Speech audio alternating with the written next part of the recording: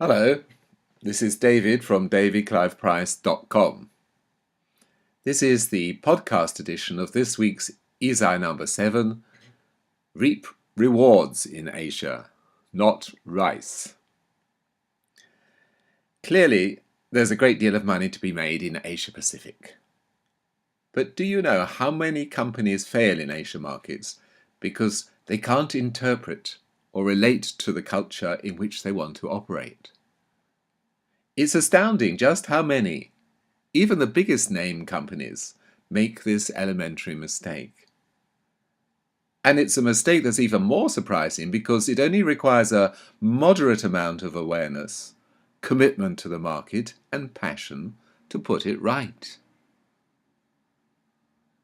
Companies from Google to Walmart, Tesco to eBay have failed in China for complex reasons, but principal among them has been the inability to adapt to local needs and know the local culture.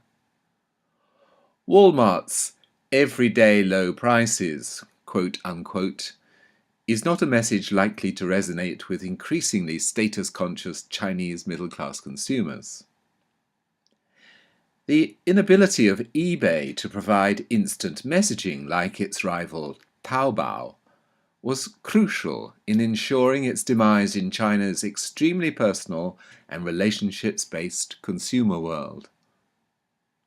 Home Depot attempted to bring the concept of DIY to a culture where labour was so cheap a handyman could easily be hired, and so on. All over Asia, there are cultural, local knowledge and consumer taste to take into consideration. Would you sell a food product in mixed culture Singapore in the same way you would sell it in largely Chinese Taiwan, for example? Almost certainly not. Culture is about much more than whether to use chopsticks or not, or how to present your business card correctly. It's about how people see themselves and their world.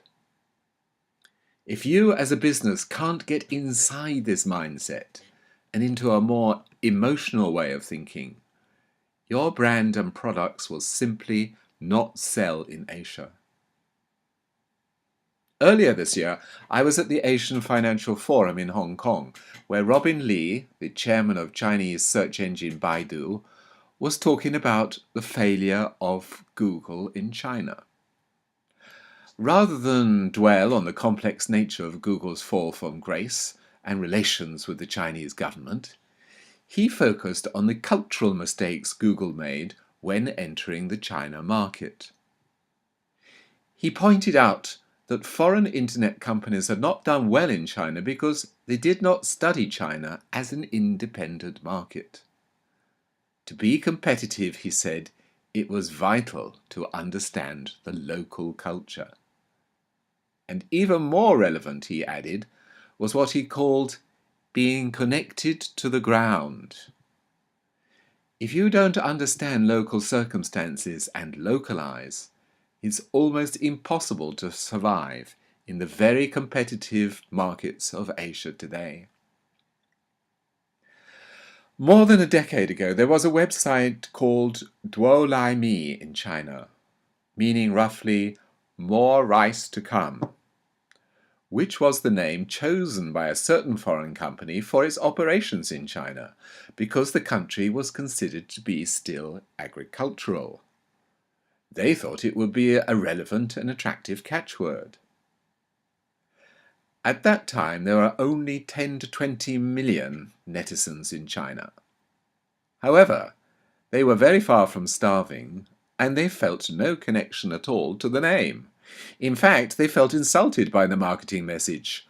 I'm not a farmer, they thought. Why would this foreigner think I am, or that more rice to come was my aspiration? In 2005, Google made exactly the same mistake. The Chinese name chosen for Google is Gu Ge, which can still be searched on Baidu. Gu means grain, and Ge means a song. So taken together, the words mean Song of the Harvest. In other words, Google felt that people would be happy to be promised a good harvest. But by that time, the netizens of China couldn't care less about the harvest, and they felt far removed from agriculture. So the founder of Baidu's conclusion was clear. If you just assume things about doing business in China, the likelihood of failure is very high. And he might have added, is also very high across the whole of Asia. That is why US and European business schools are now placing greater emphasis on educating future executives about Asian business cultures and on good information about Asia. Misnaming your product in the local language is just one of a huge number of cultural mistakes that foreign companies can make in Asia by failing to develop their on-the-ground capabilities. Don't make the same mistake. I'd love to hear from you if you have tips or comments about doing business in China or in other parts of Asia. You can leave them at my blog, www.davidcliveprice.com/blog. And of course, please subscribe if you want more on-the-ground intel like this. Just add yourself to the subscription box on www.davidcliveprice.com. And you can also subscribe to this podcast on iTunes.